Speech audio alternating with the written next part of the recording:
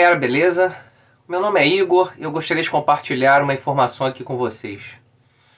Lembra do Vale Tudo? Lá dos anos 90? Então, depois de uns anos eles viraram UFC. Eles cresceram tanto, que alguns dias atrás eles assinaram um acordo de televisão de 6 bilhões de reais por ano. Exatamente isso aí. 6 bi. B de bola. B de bravo. 6 bilhões de reais por ano. Eu não posso afirmar por que eles cresceram tanto, mas eu posso suspeitar. E eu suspeito que eles chegaram a esse nível porque todas as rivalidades, toda a competitividade fica somente dentro do octógono.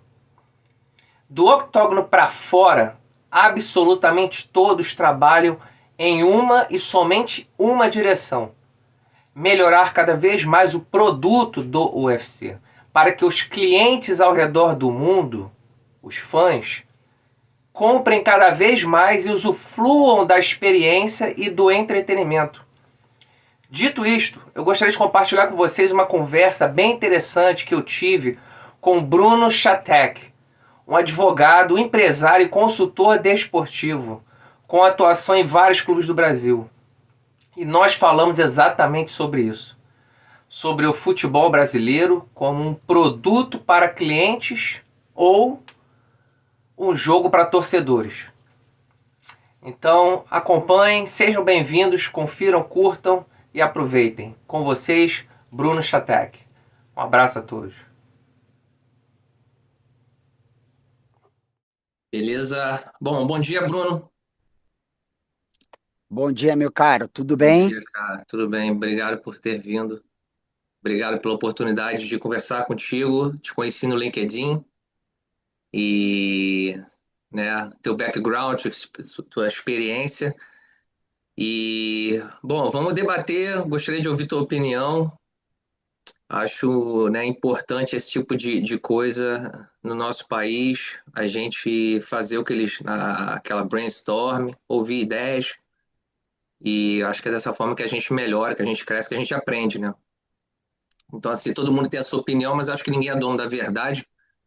O professor Rui Garcia, lá em Portugal, já dizia: existem três fontes de verdade: ciência, filosofia e religião. Então, assim, filosofia, a gente vai nessa direção, então, para poder ouvir reflexões de diferentes pessoas, enfim. Por gentileza, cara, se você puder, só durante assim, 1, 2 minutos, apresentar a- o seu o seu histórico, enfim, um pouco de você, né? Como é que você veio parar aqui? Porque hoje você é um cara que atua, entre outras coisas, também no ambiente futebolístico, enfim, um pouquinho, por gentileza. Claro, claro.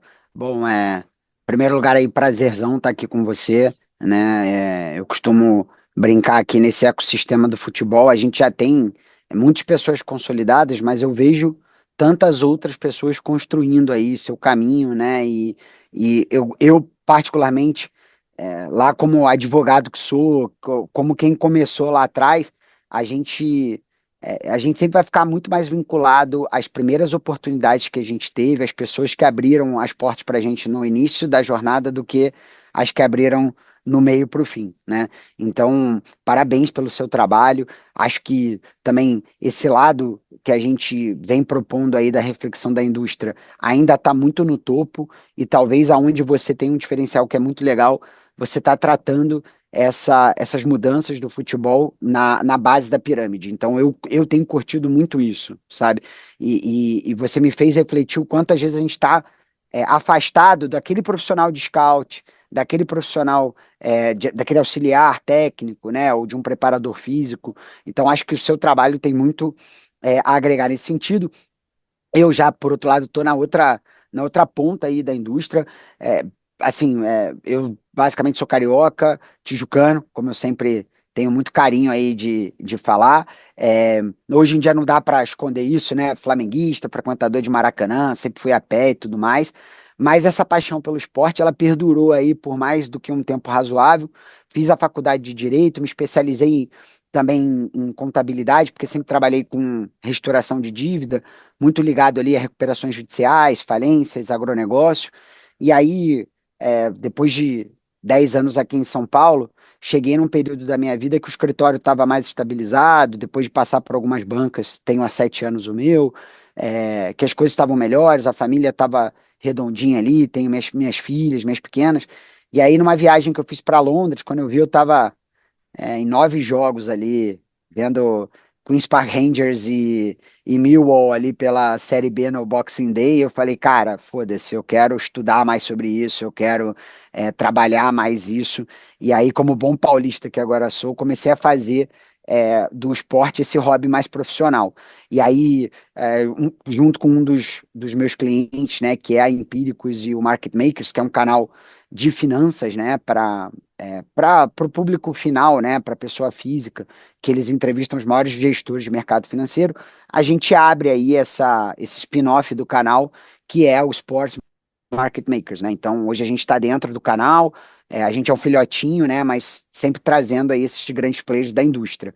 E, obviamente, que junto com a nossa parceira ali, que é a Outfield, a gente também acabou se debruçando muito no próprio relatório Convocados no primeiro ano, que é esse trabalho que eles fazem junto com o Grafietti, que é analisar as finanças de todos os times. E esse ano, eu, como sou muito impaciente, eu sou hiperativo mesmo, diagnosticado, então eu acabei analisando na unha ali cada time e fui tirando minhas próprias conclusões e foi meu primeiro, quer dizer, foi meu segundo MBA, que é você se debruçar nas finanças dos clubes, né? É, eu acho que até como a gente conversou aqui nos bastidores, né?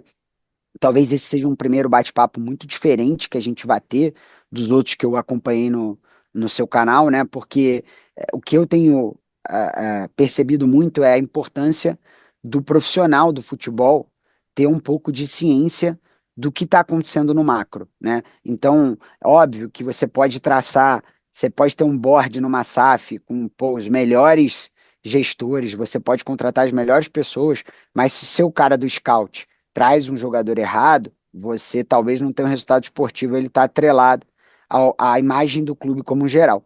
Por outro lado, se você está no scout, você precisa estar confiante que os diretores e dirigentes do seu clube, da sua associação, da sua SAF, estão trabalhando no melhor potencial que eles podem atingir. Então, dentro do futebol, nas finanças a gente separa a receita recorrente de não recorrente. Mas dentro da gestão do futebol, a gestão administrativa e a esportiva, elas caminham juntas também, né? Sim, Então, talvez eu acho que seja um pouco isso que eu posso agregar sim, aqui no nosso bate-papo. sim, sim. Obrigado pelas palavras. Perfeito. Até você citou aí a Inglaterra, né? É, eu gosto de analisar Inglaterra e aqui nos Estados Unidos a NFL, porque são dois casos de muito sucesso. Então acho que assim não é demérito, né? Você olhar para um caso de sucesso e tentar aprender alguma coisa. Então, por exemplo, a NFL é a maior liga do planeta, né? E a segunda maior, se eu não me engano, é a NBA. Enfim, a Premier League é a quarta, né? Que é a maior do futebol, mas no geral é a quarta. Então, assim, são casos que eu acho que seria interessante para o brasileiro, principalmente quem está ali no comando agora da tão nova SAF, né? Observar, porque, por exemplo, a Premier League, eles têm um conceito que eu acho bastante interessante.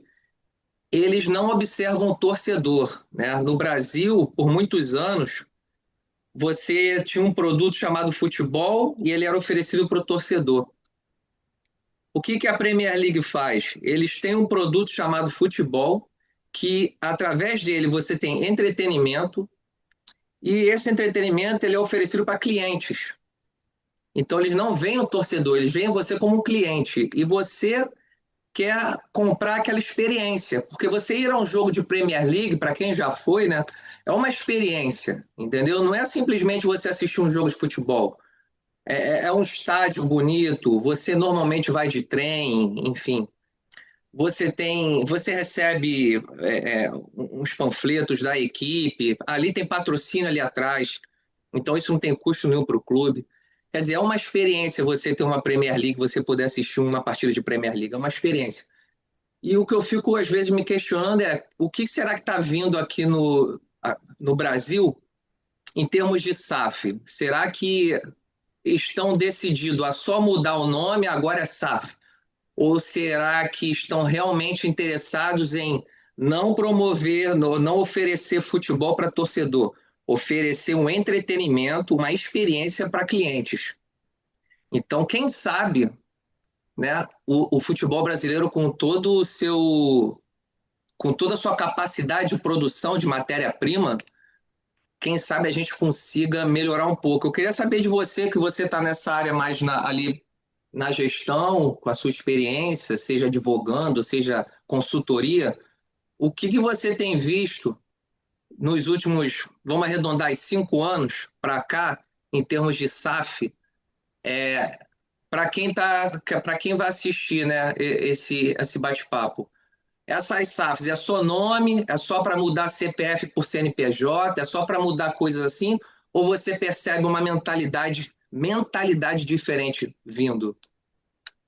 Perfeito. Bom, como bom pai que sou, né, de duas pequenininhas, eu vou fazer uma analogia aqui, não me entenda mal, mas acho que a sua reflexão ela é uma sopa de letrinhas, tá? Então eu vou tentar separar aqui algumas coisas e trazer aqui uma contra-reflexão para ver se a gente chega no mesmo lugar. Primeiro que assim, eu até vou deixar para você depois, se você quiser deixar aqui no link, o meu trabalho que eu fiz junto com os meus colegas de grupo de entrega do MBA. Tá? Que basicamente eu não gosto de tratar a Premier League como um case a ser seguido. O que que basicamente a gente fez? A gente se inspira num documentário do Michael Moore, que em inglês eu não sei o nome em português, que se chama Where to Invade Next. Basicamente, o Michael Moore, que ele foi muito famoso por fazer o Tiros em Columbine, que é um documentário sobre armamento nas escolas, depois sobre o Fahrenheit 11 de setembro, enfim, um cara muito sério. Ele basicamente sai com uma bandeirinha e em cada país da Europa ele importa um conceito para trazer para os Estados Unidos melhorar. Então a gente faz desse trabalho uma análise das quatro principais ligas da Europa e o que que a gente pode tratar como aspectos positivos e negativos de cada país. Então, primeiro lugar, benchmark, né? Onde hoje nós estamos? Hoje, o futebol brasileiro, por mais que a gente possa se inspirar nas duas grandes ligas que são Premier League e La Liga, hoje a gente está ali, no mesmo patamar da Ligue 1, né? Que é a Liga Francesa, que está numa crise muito grande, e também estamos ali não tão longe da Itália, tá? Então, se você for pegar aí as grandes referências, ora nos comparam com a Itália, ora nos comparam com a Ligue 1, tá? Então, eu acho sim que o case da Premier League ele é muito bom, principalmente pela questão da construção de modelo de liga. Então, isso significa que os clubes eles têm ali a liga como elemento forte balizador do produto futebol, e aí eu concordo super com você, o entretenimento é espetacular.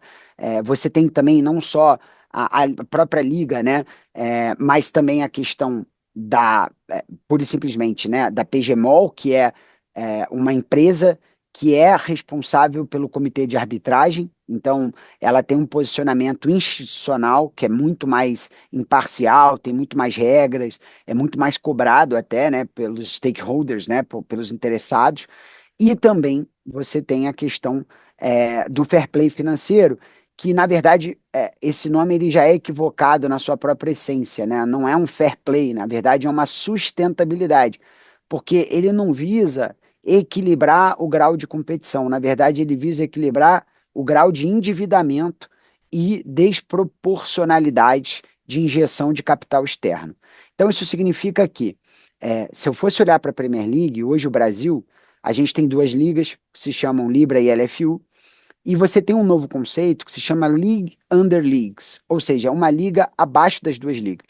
Então, eu sei que, pela negociação dos direitos de televisão, que hoje vão até 2029, você teve essa segregação dessas duas ligas, cada uma negociando com parceiros diferentes, mas para esse ciclo que se inicia agora, seria muito importante que essas ligas se preocupassem em literalmente fazer uma joint venture, né? Trazer uma, vamos chamar de liga filhote, né? De um filho ali da união das duas, para tratar um pouco da competição. Então, ali a gente pode tratar, embrionariamente falando, a gente não vai chegar no fair play de cara, a gente não vai chegar no trem, no estádio, nos gramados perfeitos, mas você pode começar a falar sobre calendário, você pode começar a falar sobre arbitragem, você pode começar a falar sobre gramado, padronização, situação de você, dentro de um jogo entre, exemplo, não me entenda mal, entre Sport e Juventude, Flamengo e Corinthians, você tem o mesmo posicionamento das placas publicitárias, e são coisas que, dentro de uma curva de aprendizado e a médio e longo prazo, isso acaba gerando uma padronização positiva. Então, a Premier League, que a gente tem como case, né, que a gente mira como cenário, ela faz a sua revolução ali nos vídeos de 1990. Então, ali em 91, 92, 92, 93, que ela vai começar, e você começa a ter a Premier League que hoje tem até inclusive padronização de entrevistas, posicionamento dos atletas, qual que é a emissora que tem ali a preferência ou não para falar com os atletas. Isso é em 2025, né? Então, olha a curva de aprendizado e o quanto a gente está longe. No segundo setor, você tem a questão da própria sustentabilidade. Hoje, os clubes no Brasil, na verdade, assim, há 20 anos, os clubes do Brasil eles sofrem com um problema de endividamento que foi muito catapultado a partir de 2015, com o aumento das receitas no futebol, né? Então, com o aumento não só das linhas de patrocínio, de exploração de programas de sócio-torcedor, venda em estádio, publicidade, né? As próprias transações internacionais dos atletas que acabaram inflando os caixas dos clubes, você teve um aumento da receita, mas também teve um aumento exponencial da dívida, né? E o que que a gente tem hoje, em 2025? Uma taxa Selic é 15%, que é o grande balizador dos juros no país. Então, hoje o agronegócio passa por um problema, o futebol passa por um problema, o varejo passa por um problema, o mercado imobiliário está começando a enfrentar o seu problema, porque hoje quem não tem dinheiro não consegue fazer nada sem que esse custo de dinheiro fique muito caro. Então, para a gente ter uma noção, só o Corinthians, ano passado, pagou 360 milhões de reais em juros. Então, hoje, aquele problema crônico do Brasil, que sempre foi o endividamento, na realidade, se tornou um endividamento de curto prazo. E aí, quando a gente fala em endividamento de curto prazo, é o que a gente tem por um período de 12 meses a pagar. E isso está literalmente dizimando o fluxo de caixa dos clubes.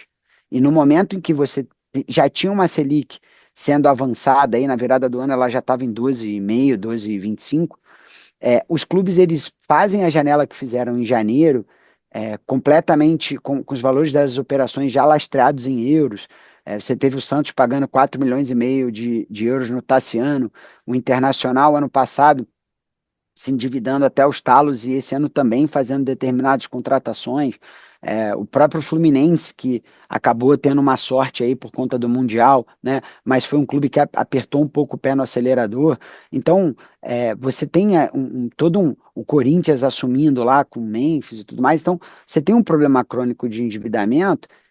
Que nesse contexto que você fala de fair play, que hoje precisa ser regulamentado, dentro da CBF, que hoje é quem faz o campeonato, esses clubes eles precisam sair daquele caminho natural, que é ir lá na CNRD, que é ir na própria, na própria comissão da FIFA de inadimplência, de transfer ban, e você precisa ter um programa com situações mais claras e imediatas para perda de pontos, para proibição imediata de poder de contratação de jogadores, e não que esses casos fiquem se arrastando por um longo prazo. Porque isso, veja, olha como a gente está falando de vários setores que Sim. dentro daquilo que a gente almeja para o produto Campeonato Brasileiro, esses valores acabem se perdendo.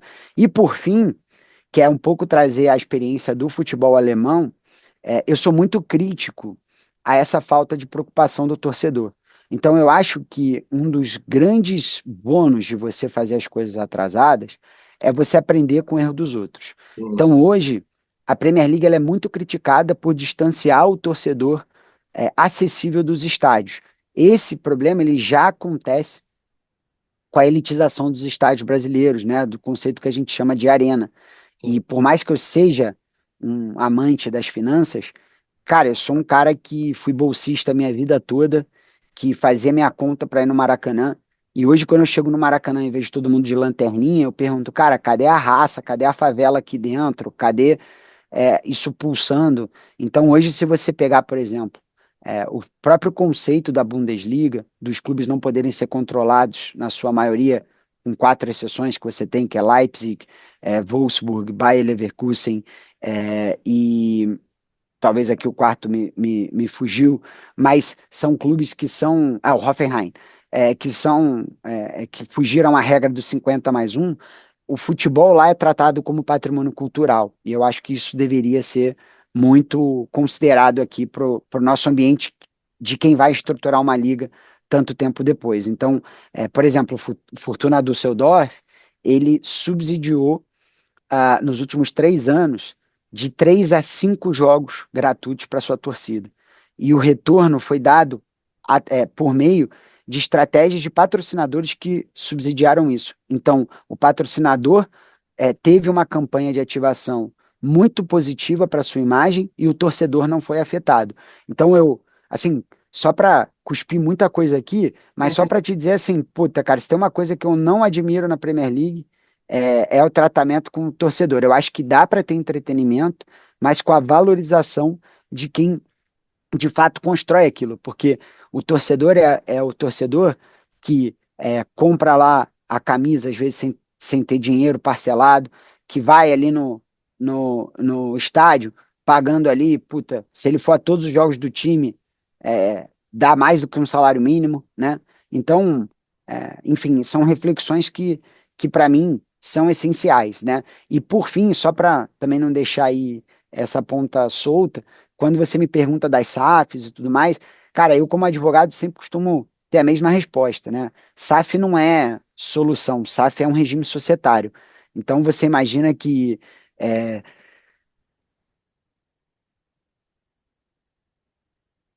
perdão, você imagina que dentro do futebol brasileiro, você consegue ter uma associação como o Flamengo, uma associação como o Palmeiras, que hoje, para mim, é o que tem o melhor equilíbrio entre gestão esportiva e gestão administrativa e financeira, e ao mesmo tempo você consegue ter o Corinthians, são duas associações. E Hum, você consegue ter SAFs como a do Bahia, por exemplo, como a própria SAF, é, sim, é muito perigoso deixar isso aí no longo prazo, né? Mas as próprias SAFs de Atlético Paranaense, de Fortaleza, que são dois clubes que esse ano não foram tão bem nas finanças, mas que são SAF sérios, e você consegue ter o Botafogo, você teve a 777, então, assim, veja, SAF não é a solução mágica, né? SAF é só um regime societário, e o que vai fazer a diferença é a forma com que, dentro de um modelo ou de outro, as coisas são geridas, né? sim, sim. Entendi. Obrigado, cara. Obrigado. Bem esclarecedor. É, levantou bastante o nível da conversa, exatamente perfeito. Eu fico, claro, a Premier League a gente sempre cita porque é a primeira liga futebolística, né, falando. E a Inglaterra é interessante, cara, porque a Inglaterra cabem dentro do Brasil aproximadamente 60 Inglaterras. E, se eu não me engano, a população nossa é 4 vezes, ou algo próximo a isso da Inglaterra, né? Então, assim, e você vê as 4 principais ligas dele, ou as divisões, primeira, segunda, terceira, quarta divisão, e você vê a nossa, e você vê o quanto a gente precisa melhorar. Se você for observar o nosso potencial, né, como se fosse um tigre sendo alimentado com ração de gato, então eu enxergaria dessa forma, se eu pudesse exemplificar num desenho, o potencial do Brasil é um tigre, mas ele é alimentado com ração de gato, ou seja, ele poderia ser feito muita coisa, se você só comparar os números. O tamanho do Brasil com o tamanho da Inglaterra, 60 vezes, a população do Brasil é quase o quádruplo da população da Inglaterra, e a gente tem uma primeira divisão ok, uma segunda divisão que está melhorando, enfim. E na terceira e quarta divisão, muita coisa, muito leite de pedra, o pessoal tentando, entendeu? Sobreviver ali. E, enfim, outro ponto que eu acho interessante, que eu gostaria de ouvir sua opinião, por exemplo, eu procurei, cara, a NFL, que é a maior liga do planeta, né? No Brasil, eu acho que é quase, não vou dizer quase impossível, mas normalmente você vê os clubes no Brasil dependendo muito de negociar atleta jovem. 18 anos, 17 anos, enfim, produzir para vender, para poder respirar um pouco, né? Negociar o jovem talento, alguns saem, tu nem nunca ouviu falar. Um clube grande no Brasil, às vezes, tem um menino com 17, 18 anos, ele nem pisou ele nem trocou o colete do profissional, ele nem jogou no profissional, ele já sai por 5, por 10, por 20 milhões, seja lá o que for. Então, assim, parece que tem que ser assim, senão não respira, senão não consegue aliviar a finança.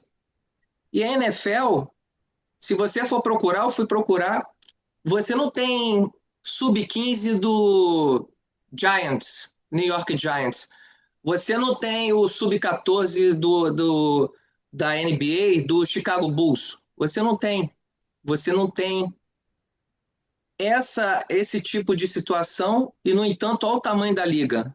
Olha o quanto eles conseguem produzir do potencial que eles têm e eles não precisam, eles não dependem de pegar um garoto de 14, 15 anos para torcer para ele fazer 17 e pum, sai por 10 milhões para eu respirar, sai por 20 para eu poder pagar as contas no final do ano.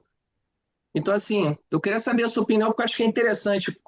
A NFL é o que é, e eles nem sequer, os clubes da NFL nem sequer têm essa categoria de base, igual a gente tem no Brasil, Campeonato Brasileiro Sub-20, Brasileiro Sub-17, Campeonato Carioca Sub-15.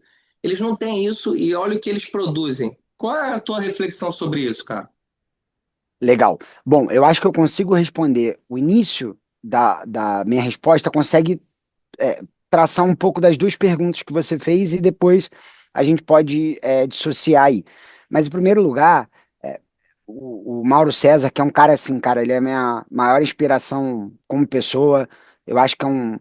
As pessoas podem gostar ou não, mas é um jornalista de mão cheia, assim, é um cara que eu cresci ouvindo lá, voltando da barca lá de Niterói para Tijuca e hoje eu fico muito feliz, assim, de poder, inclusive, colaborar profissionalmente com ele, mas ele tem uma frase que é muito legal, que ele fala que o futebol reflete a sociedade, né? Então, assim, Igor, a gente, sim, a gente exporta jogadores jovens, né? Mas, putz, a gente também exporta commodity, né? A gente exporta soja e a gente importa tecnologia. Então, a nossa balança comercial, ela já tem aí entre aspas, um descasamento que ele é muito natural e que dentro de um contexto, o nosso mercado, ele acaba sendo esse para o futebol, para o agronegócio, para a indústria química, para a indústria de tecnologia, para o varejo. Então, eu acho que a gente pode sim traçar quais são os porquês, mas a gente não pode se descolar. A gente não, o futebol brasileiro ele é de 3 a 4 vezes menor do que o futebol inglês em população, em estrutura, mas ele também a nossa economia é de 3 a 4 vezes menor do que o valor agregado da economia britânica. Então, isso é importante a gente entender porque uma coisa está sim vinculada à outra, né? Falando um pouco sobre os nossos jovens, ah, putz, cara, eu não quero nem ir muito longe para filosofar aqui como que a gente vira a NFL. A NFL, ela é a Premier League, ela é a liga fim, né? Ela, mal comparando, é o Real Madrid dos Galácticos, né? Então a gente não consegue, eu acho que esse não tem que ser a nossa comparação. Qual que é o início disso? O início disso já que eu estou exportando esses meninos, por que que o Flamengo está vendendo um menino por um lateral direito por 30 milhões de euros, como foi o caso do Wesley, e o Luiz Henrique foi vendido pelo Fluminense por acho que 10 ou 12 milhões de euros? Porque o Fluminense precisa mais de dinheiro do que o Flamengo. Então, talvez, eu acho que a primeira reflexão tem que ser, cara, a gente está vendendo mal porque a gente está desorganizado financeiramente. Eu sei que o futebol brasileiro está ruim, que a gente tem os nossos percalços, mas pergunta para qualquer entrevistado seu aqui como que a gente estava 10 anos atrás. O Flamengo tinha lá imagem de pessoal com carrinho de obra carregando o jogador lesionado em treino. O Corinthians tinha um carrinho de Gatorade lá. Então, hoje, quando você olha para a estrutura de futebol profissional, se você tinha lá a Cotia, o CT do Caju e a Toca da Raposa, porra, hoje você tem, cara, 10, 15 estruturas de base. Hoje você tem pelo menos 12 times do Brasil investindo mais de 30 milhões por ano em investimento em base, né? Você tem um investimento em CAPEX. Então, assim, eu acho que a gente teve sim uma grande evolução. A gente ainda peca muito no tomador final de decisões. Então, eu acho que hoje os clubes têm seu departamento de scout, hoje a maioria dos treinos são feitos em modalidade de GPS. Se você olhar para a estrutura do futebol brasileiro, hoje você já tem uma Série C totalmente consolidada, com um calendário o ano inteiro.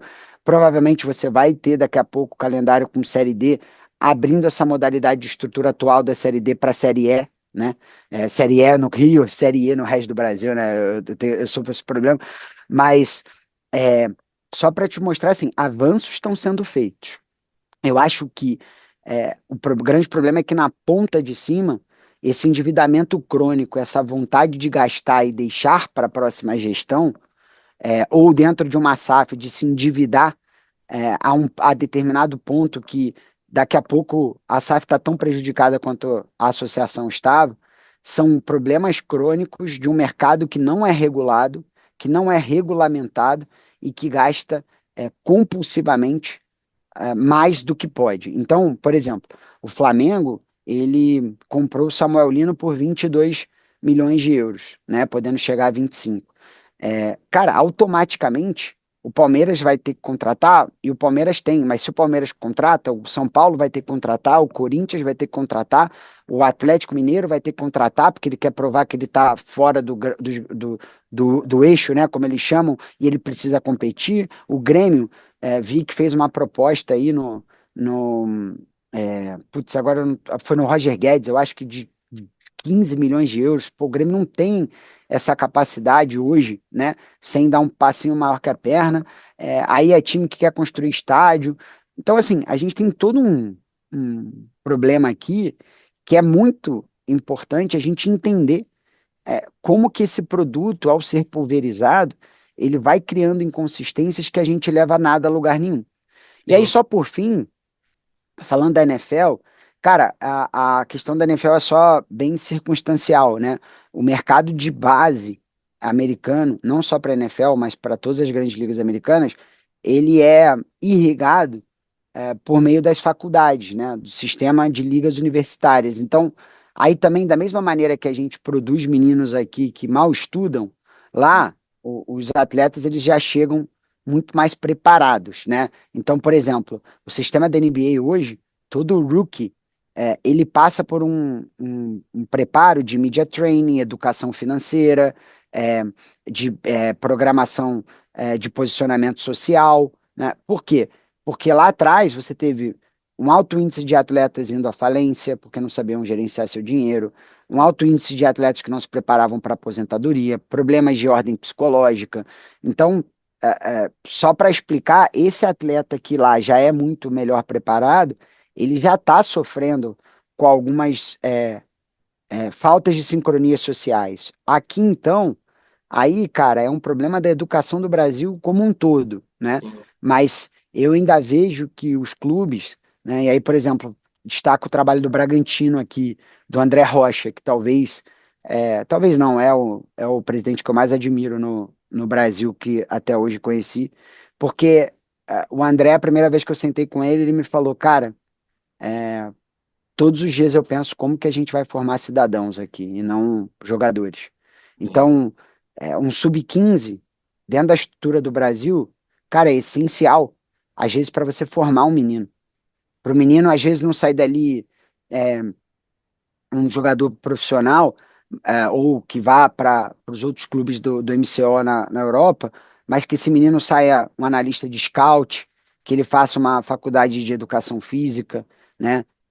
Que ele possa trabalhar com uma fisioterapia e não necessariamente que ele acabe perdendo para si próprio, né? Então, enfim, esse é é um pouco do panorama aqui. Não, tá perfeito, cara. Ótimo, ótimo. Obrigado pelas palavras. O nosso tempo tá acabando. Eu tenho uma última pergunta para te fazer, cara. Nossa, a gente podia conversar tanta coisa. É bom esse tipo de assunto. É, a primeira vez que eu ouvi lá na Inglaterra, isso na época minha da faculdade, né? Na Inglaterra é manager, né? Clube tal, Uhum. manager. O manager aqui é o head coach. No Brasil ainda é o treinador. Na, acho que não sei se na América do Sul toda, mas eles chamam de diretor técnico, se eu não me engano.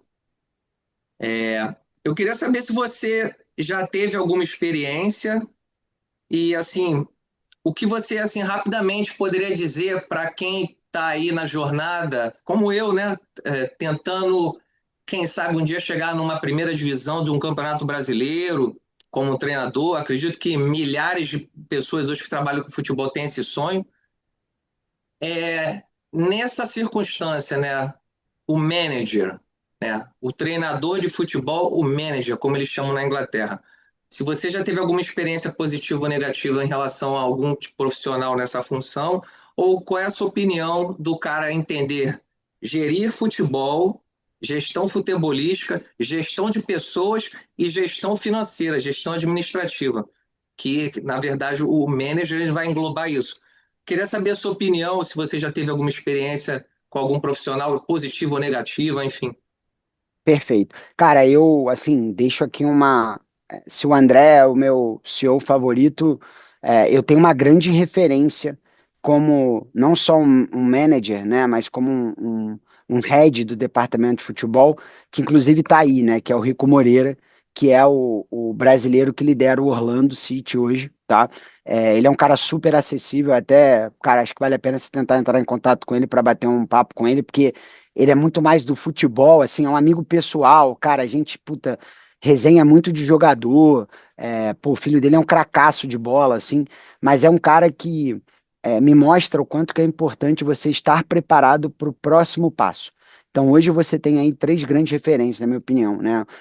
O Edu Gaspar, que está no Nottingham Forest, o Zanota no Dallas, o Rico no Orlando City e o Escuro no Mônaco, né? Eles têm que ser as referências. Então, assim, da mesma maneira que eu falei aqui do Mauro César, cara, porra, esses quatro caras têm que ser caras que vocês têm que monitorar. O próprio Gabriel Lima, por exemplo, que estava no Cruzeiro, agora está, se não me engano, na Libra. Você precisa ter essas referências dentro de uma construção do profissional que se prepara. Então, por exemplo, o meu antigo personal trainer, hoje ele é preparador físico da seleção de natação de Portugal. Mas lá, quando ele era professor do Pinheiros e chegava lá na minha casa às 6 da manhã para me dar aula, esse era o cara que já fazia o curso, que preparava a apresentação, que ia no congresso. Então, no momento que você fizer isso, a indústria, ela hoje está preparada para absorver os bons profissionais. E, cara, eu te falo assim, de cabeça feita. Eu entrei pro futebol aos 34 anos de idade. Hoje eu tenho 36. É, eu entrei, eu já era um menino tarde para entrar no futebol. De que sentido? Hoje eu não posso abandonar o subsídio da minha família sem fazer a minha advocacia. Mas o menino hoje de 19 anos, para esse menino pela primeira vez em acho que toda a minha existência, eu posso olhar para ele e falar, cara, vai trabalhar no Bragantino, vai estagiar lá, mesmo que o salário não seja bom. Pô, vai lá pro Atlético, vai pro São Paulo. Por quê? Porque você pode se preparar para não só estar aqui nesses grandes centros, mas também para ir para maiores centros. Hoje, se você pegar ali o Jobs 4 Futebol, eu acho. Pô, cara, a quantidade de vagas que você tem ali para, putz, cara, Sunderland, para Ipswich, para Wrexham, para a Federação Feminina, Masculina. Pô, um cara que investe na sua própria carreira, que às vezes consegue juntar um dinheiro ao invés de comprar um carro, pô, passa um ano em Liverpool, faz lá na Universidade de Liverpool, tem um curso muito bom técnico que se chama Football Industry, sabe? Ou você quer fazer, pô, um curso mais preparado para gestores. Pô, o programa de La Liga é um dos melhores que tem, sabe? E Madrid não é uma cidade cara. Então, Liverpool também não, né? Perto dos centros maiores. Então, assim, pô, o cara que hoje, pela primeira vez em muito tempo, hoje um profissional consegue investir em si, né? E não ficar adstrito ao Brasil. E é um ramo que está em expansão. Então, enfim, acho que esse é o meu grande Não, conselho. te agradeço, cara. Obrigado mesmo. Nossa, passou rápido. Só tenho a te agradecer, entendeu? Na verdade, a gente aprende muito, né? Independente da tua idade, você está começando, como você mesmo disse, está começando, mas eu acho que é disso que a gente precisa, entendeu? Pô, Esse tipo de bate-papo, enfim, não, assim, conte comigo. Depois só me manda aí, quando tiver postado o link, eu faço a divulgação lá nos meus canais. tá ótimo. E também, cara, se você quiser disponibilizar, eu depois passo uma lista de livros, né, que foram livros. A gente, putz, hoje em dia eu tenho muito preconceito, assim, o pessoal só fala do A Bola Não Entra Por Acaso, que é um livro. Cara, que ele em 2010 já estava velho. Então você tem o Soccernomics, Price of Football, Storm Perfect Storm, Sports Perfect Storm. Você tem vários grandes livros que pô, são muito legais. Sim, sim. Até livros também do Brasil, né? Que a Não, gente eu pode contigo. deixar aí pro público, Beleza. tá bom? Tá ótimo, cara. Eu pego contigo, pô, perfeito. Obrigado mesmo, tá? Bruno Chatek. Chataque, chataque. Eu gostei Ok. do sotaque americano já. Tá legal, cara. Obrigado mesmo, tá? Muito obrigado, cara. Tá ok? Te Valeu. agradeço mesmo o seu tempo. Obrigado. Um grande abraço, sucesso e Sucesso pra conte você também. sempre. Um abraço. Tchau, Tchau, tchau. tchau.